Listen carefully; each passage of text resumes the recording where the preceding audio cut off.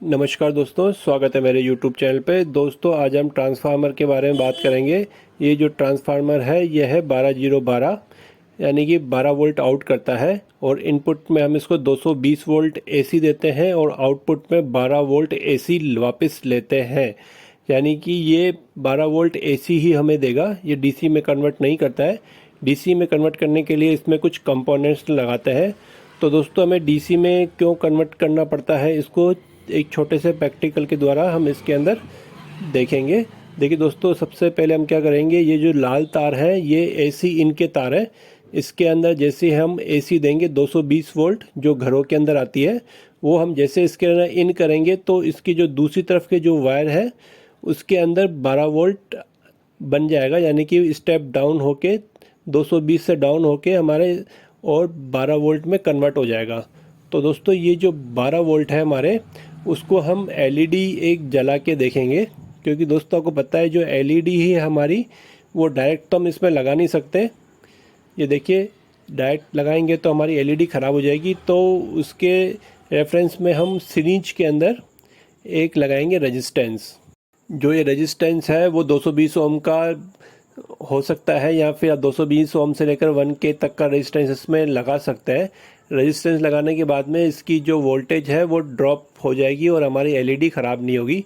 इस तरीके से हमको इसके अंदर सीरीज के अंदर रेजिस्टेंस लगा देनी है, और लगाने के बाद में आप इसके अंदर ट्रांसफार्मर के दोनों वायर जोड़ेंगे। यानी कि जो ट्रांसफार्मर है उसमें 3 वायर निकले हुए हैं, तो एक वायर हम हटा देंगे, हरा वाला साइड में कर देंगे उसको, जिससे हमें सिर्फ 2 ही वायर मिलेंगे।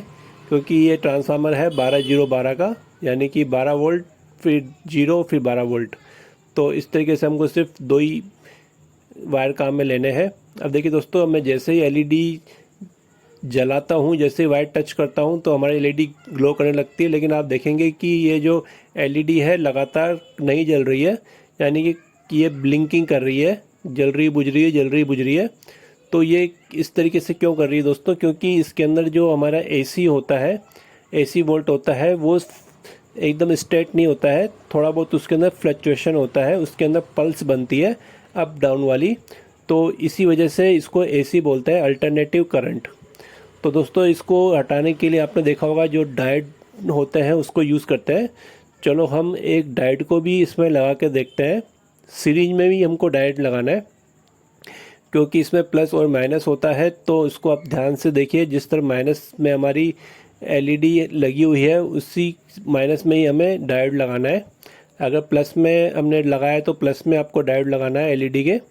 तो हम इसको जैसे जला के देखेंगे, तो देखिए दोस्तों, इसको जला के देखते हैं तो भी हमारी जो LED है वो अप डाउन हो रही है, यानी कि जल रही बुझ रही है। और दोस्तों एक चीज़ मैं आपको बता दूं, ये जो LED आपको जो दिखेगी जलती बुझती, ये सिर्फ कैमरे में ही आप देख सकते हैं। आप डायरेक्ट आंखों से देखोगे तो इसमें आपको पता नहीं चलेगा, क्योंकि दोस्तों जो इसकी फ्रिक्वेंसी होती है, हर्ट्स होते हैं, वो 50 हर्ट्स होते हैं, जो हमारी आंखें इसको डिटेक्ट नहीं कर पाती है, लेकिन जो कैमरा होता है वो इसको डिटेक्ट कर लेता है। तो देखिए दोस्तों, ये ऐसे जैसे जल रही बुझ रही है, तो इसके रेफरेंस में हम एक कैपेसिटर लगा सकते हैं। क्योंकि दोस्तों जो कैपेसिटर होता है वो वोल्टेज को स्टोर करता है, और जब वोल्टेज नहीं होता है तो वो उस वोल्टेज को डिस्चार्ज भी कर देता है LED के लिए। तो ये LED के लिए वर्क करेगा बैकअप का, यानी कि जब वोल्टेज नहीं होंगे तो ये वोल्टेज उसको LED को देगा, जब वोल्टेज होंगे तो खुद भी चार्ज होगा और LED को भी ग्लो कराएगा। तो देखिए दोस्तों, जो रेफरेंस में हम इसके अंदर लगाएंगे, हमारा एक ये कंडेंसर कैपेसिटर होता है, इसमें प्लस माइनस में होता है, ये भी आपको ध्यान रखना है। तो देखिए दोस्तों, जैसे ही कैपेसिटर कनेक्ट करता है तो हमारी जो LED है थोड़ी बहुत सही हो जाती है, यानी कि कम ब्लिंकिंग करती है, क्योंकि हमारा कैपेसिटर अब इसमें काम कर रहा है। लेकिन दोस्तों आप फिर भी देखेंगे कि हल्की हल्की ये ब्लिंक करती है। ये हल्की हल्की इसलिए ब्लिंक करती है कि इसके अंदर भी प्रॉपर हमारा DC नहीं बना है। तो दोस्तों DC बनाने के लिए भी काफ़ी सर्किट आते हैं मार्केट में, जो रेक्टिफायर का काम करता है, यानी कि AC को DC में कन्वर्ट करते हैं। और उसके बाद में फ़िल्टर कैपेसिटर लगे होते हैं जो फ्लक्चुएशन को कम करते हैं, उसे रोकते हैं और एक DC बना के हमको देते हैं।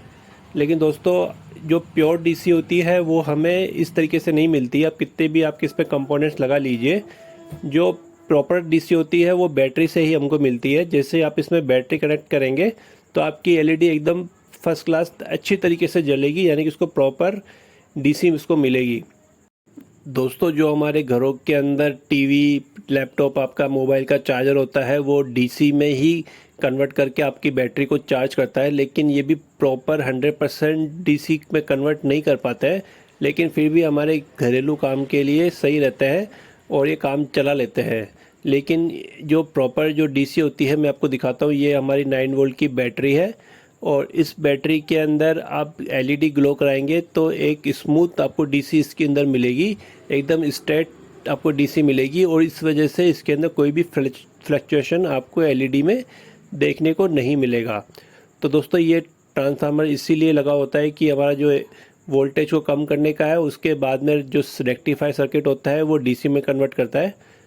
तो देखिए दोस्तों ये हमारी बैटरी से आपको एलईडी जला के दिखाता हूँ। तो ये बैटरी जलने वाली एलईडी देखिए कितनी स्मूथ जल रही है, कोई भी इसमें फ्लक्चुएशन नहीं है। तो दोस्तों कैसा लगा मेरा आज का टॉपिक, प्लीज़ मुझे कमेंट जरूर करिएगा। कोई भी प्रॉब्लम आती है तो भी आप कमेंट्स करके पूछ सकते हैं। थैंक यू, धन्यवाद।